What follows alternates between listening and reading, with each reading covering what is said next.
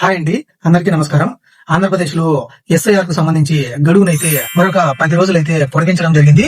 ఇప్పటికీ చాలా మంది అయితే ఆ ఎన్యూమరేషన్ ఫార్మ్స్ అయితే సబ్మిట్ చేయలేదు. దాదాపు 1.37% మెంబర్స్ ఎవరైతే ఓటర్స్ ఉన్నారో ఆంధ్రప్రదేశ్ లో వాళ్ళు ఇంకా వాళ్ళ ఎన్యూమరేషన్ ఫార్మ్స్ అయితే సబ్మిట్ చేయలేదు. అందుకోసం నిన్న మనకు ఏదైతే ఆంధ్రప్రదేశ్ ఎన్నికల అధికారి గారు ఉన్నారో వారైతే కేంద్ర ఎన్నికల అధికారి గారికి ఒక లెటర్ అయితే ఇవ్వడం జరిగింది.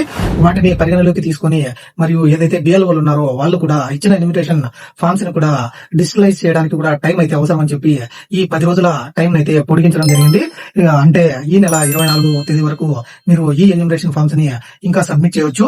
ఎవరైతే ఇంకా ఈ ఓటు హక్కు కోల్పోకూడదు అనుకున్న వారు ఖచ్చితంగా ఈ ఎన్యూమరేషన్ ఫార్మ్స్ అయితే ఫిల్ చేసి మీ దగ్గరలోని మీ సచివాలయం దగ్గర బిఎల్ఓ గారు ఉంటారు, వారికైతే మీ డేటాను అయితే సబ్మిట్ చేస్తే మీ ఓటు హక్కు పోకుండా అయితే ఉంటుంది. లేకుండా ఉంటే మళ్ళీ నోటీసులు పొందడం మరియు వాటికి వివరణ ఇవ్వడం లాంటి మరిన్ని ఇబ్బందులు అయితే మీకు కలగచ్చు.